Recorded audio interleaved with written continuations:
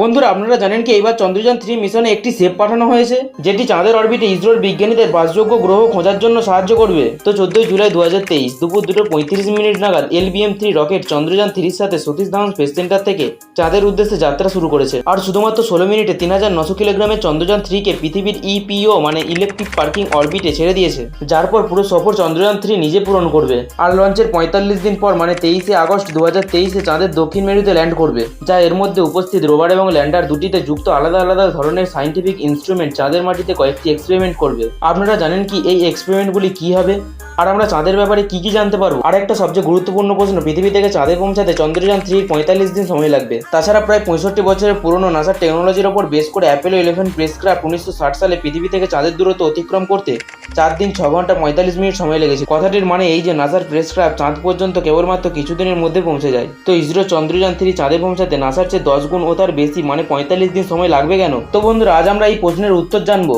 নমস্কার, SRK fact official চ্যানেলে আরো একটি নতুন ভিডিওতে আপনাদের জানাই স্বাগত।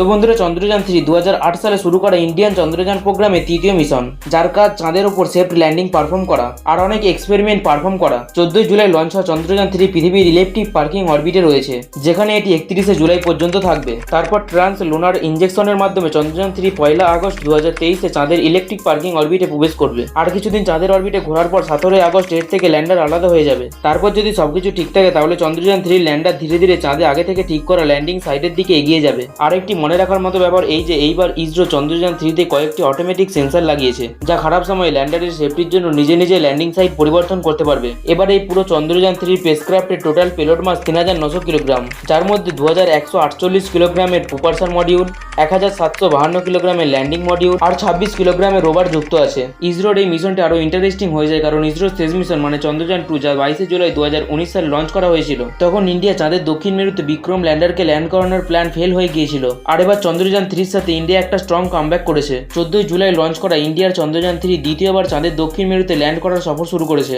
চাঁদে সফট ল্যান্ডিং করা কতটা মুশকিল তা আপনারা এটা শুনে আন্দাজ করতে পারবেন। এখনো পর্যন্ত দুনিয়ার 3টি দেশ চাঁদের মধ্যে সাকসেসফুলি ল্যান্ড কমপ্লিট করেছে, যার মধ্যে আমেরিকা, রাশিয়া এবং চায়না যুক্ত আছে। এরপর চন্দ্রযান 3 চাঁদের মধ্যে সফট ল্যান্ডিং করে ইন্ডিয়া নিজের নাম যুক্ত করবে আর চাঁদের দক্ষিণ মেরুতে এক্সপেরিমেন্ট করা প্রথম দেশ হয়ে যাবে। চন্দ্রযান 3 ভারতের জন্য অনেকটা ইম্পর্টেন্ট, যা ইন্ডিয়াকে পরবর্তী সময় স্পেস সুপার পাওয়ার দেশে যুক্ত হতে সাহায্য করবে। Technology of Chandrayaan 3। তো বন্ধুরা আমরা যেরকম জানি চন্দ্রযান 3 তে একটি ল্যান্ডার মডিউল, প্রোপালসান মডিউল আর একটি রোভার যুক্ত আছে।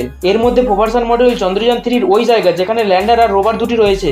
আর LBM-3 রকেট চন্দ্রযান 3 প্রোপালসান মডিউলটিকে পৃথিবীর অরবিটে ছেড়ে দিয়েছে। এরপর বন্ধুরা প্রোপালসান মডিউলই পৃথিবীর অরবিট থেকে চাঁদের অরবিটে সফর করবে, যেখানে চাঁদের মাটিতে প্রায় 30 কিমি ওপর থেকে ল্যান্ডার মডিউলটি আলাদা হয়ে চাঁদের মাটিতে ল্যান্ডিং সাইটের দিকে এগিয়ে যাবে। আর পুরো মিশনটি সবথেকে ইম্পর্টেন্ট কথা এই যে এইবার চন্দ্রযান 3 তে অরবিটাল মডিউলটিকে যুক্ত করা হয়নি, কারণ চন্দ্রযান 2 এ পাঠানো অরবিটাল আজও চাঁদের অরবিটে ঠিকভাবে কাজ করছে আর এটিকেই চন্দ্রযান 3 তে যোগাযোগের জন্য ব্যবহার করা হবে। তাই এবার চন্দ্রযান 3 তে অরবিটালকে যুক্ত করা হয়নি। এই জন্য চন্দ্রযান 3 মিশনে টোটাল পেলোড মাসে অনেক জায়গা ফাঁকা ছিল যেখানে এক্সট্রা পেলোড যুক্ত করা যেত। আর এই জন্য এইবার চন্দ্রযান 3 তে প্রোপালসান মডিউলে ইসরো একটি এক্সট্রা ইকুইপমেন্ট যুক্ত করেছে। এই ইকুইপমেন্টটি হলো সেফ, যেটি পৃথিবীর মতো অন্য গ্রহের সন্ধান করবে।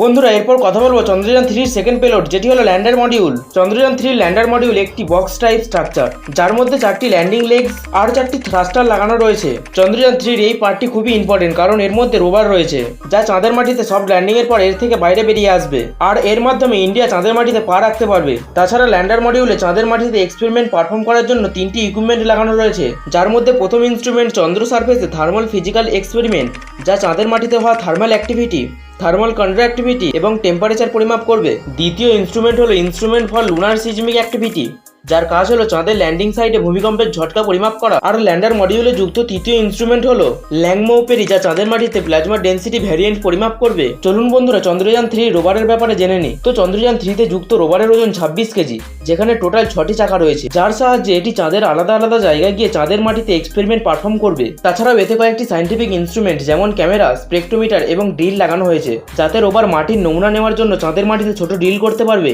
আর চন্দ্রযান 3 এই রোভার পুরো 14 দিন চাঁদের মাটিতে এক্সপেরিমেন্ট পারফর্ম করবে। আর এই এক্সপেরিমেন্টগুলি করার জন্য চন্দ্রযানে টোটাল দুটি ইনস্ট্রুমেন্ট লাগানো রয়েছে। নাম্বার 1 আলফা পার্টিকেল এক্স-রে, যার সাহায্যে চাঁদের মাটিতে কেমিক্যাল কম্পাইজেশন ও ইনফ্রা মিনারেল লজিক্যাল কম্পাইজেশন জানতে পারবে। নাম্বার 2 লেজার ইনব্রুকড ব্রেকডাউন স্পেকট্রোস্কোপ, যার সাহায্যে রোভার চাঁদের মাটিতে এলিমেন্ট কম্পাইজেশন যেমন magnesium, aluminium, silicon, potassium, calcium, titanium, iron ছাড়াও চাঁদের মাটিতে কোন কোন এলিমেন্ট কত পার্সেন্ট রয়েছে। চন্দ্রযান 3 এই এক্সপেরিমেন্টে আমরা চাঁদের দক্ষিণ মেরু সম্পর্কে অনেক কিছু জানতে পারবো, যেখানে সূর্যের আলো পৌঁছায় না। এই কারণে বিজ্ঞানীরা মনে করেন যে এখানে জলের খোঁজও পাওয়া যাবে। বন্ধুরা, আজকের মতো এতটুকুই। দেখা হচ্ছে অন্য কোনো ভিডিওতে। ততক্ষণ পর্যন্ত সুস্থ এবং ভালো থাকবেন।